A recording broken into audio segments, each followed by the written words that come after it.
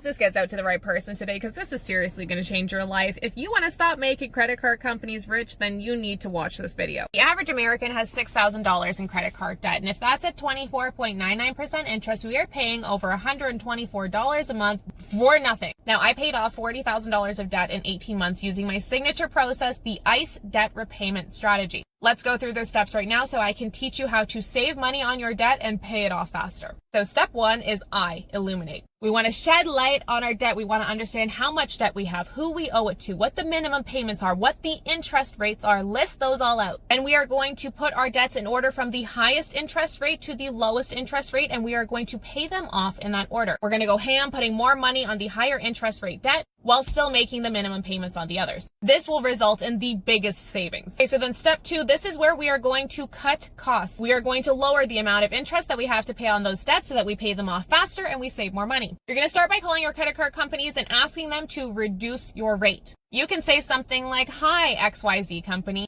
I have been a loyal customer for X number of years. I have an opportunity to go with another provider for a lower rate, but I'd hate for this to have to drive me away from your service.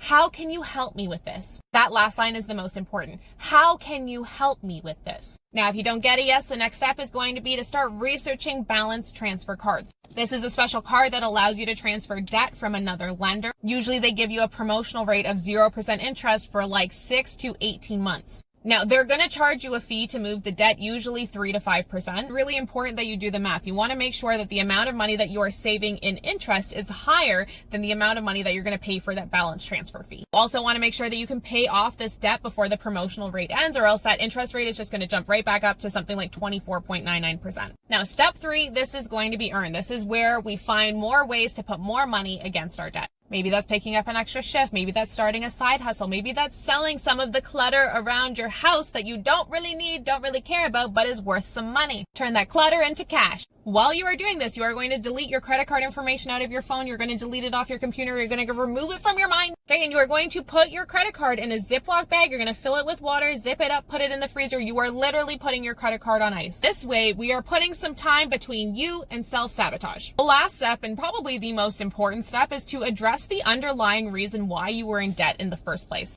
Otherwise, transferring your debt to a balance transfer card, that could just be an opportunity for you to rack up another credit card. It becomes this vicious cycle, and I have taught thousands of students, and trust me, I have seen it time and time again. If you don't address the underlying reasons why you were in debt, you don't address those behaviors, you don't address that mindset, it's going to happen again. Maybe you're in debt because you keep running into these emergency situations and you don't have cash on hand, so you have to use credit. Build up your emergency fund. Is the debt because of impulse shopping? Start a journal. Start thinking about the emotions that you're experiencing when you want to impulse shop. And create a list of things that you want to buy, because your brain releases dopamine in anticipation of a purchase. Is it because you're lacking financial literacy, or you haven't healed your relationship with money? Start journaling and writing about your money beliefs and identifying the ones that are not serving you, growing you, or making you happy, and rewriting them. You've got this. I believe in you. If you want to learn more about money, start with our free trainings on our website under freebies, or apply to work with me as your 7-figure mentor.